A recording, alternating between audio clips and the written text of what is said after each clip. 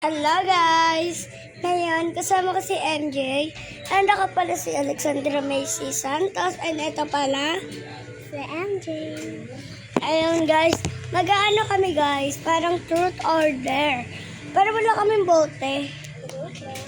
Pero magbabatopic na lang tayo. Okay. Para, Wait lang. Pero dito tayo sa motor ni Papa. kasi dito, maliwanag. Ay, dito na lang. Opa. Okay, bata. Wait lang guys. Bata. Truth or dare? Dare? Yung dare kasi, utos. Yung dare kasi, ano ba yung dare guys? Yung dare ay utos. Utos yung dare. Kapag truth naman, hindi utos, tanong. Okay, dare. Kumuha ka ng pusa. Pero wag may dikit sa akin, bawal mo didikit. Pakita mo sa kanila. Yes guys, pusaan namin siya. Balik mo na. Yes guys, ayun na po sa nila yun. Bata, pig. Truth. Anong yun?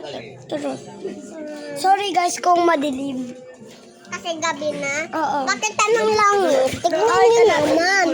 Tignan nyo. Sorry, hindi nakikita. Papansin yan guys. Okay. May mga bitwin. Oo. Uy, Truth. Tanong yung truth. Dahil naman kapag utos. Yan. hawakan na yung... Mga baliw to. Hawakan na yan. Buntaan nyo. Truth. Yung dare, utos. Yung truth, tanong nga eh. Paano mo sa kanya?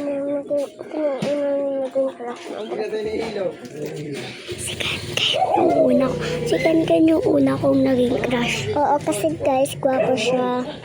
Tsaka, ito ko siya kagaling. Oo, tay. Oo. Bata, pig.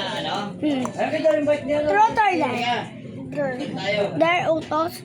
Kaya sabi mong truth, yung utos. Hindi. Yung dare, utos. Kapag truth, sinungaling ka, yung dare. Pero hindi naman. Nagtatapos. Wait lang, part. Ay, mamaya na yung part 2. Bata, pig. Oy, yung dare, kasi nakalimutan ko yung dare. Tanong, di ba guys? Di ba guys, tanong mo sa kanila.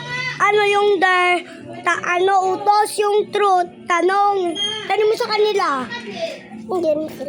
Okay. Bakit ka nanunulog? Bata, pig.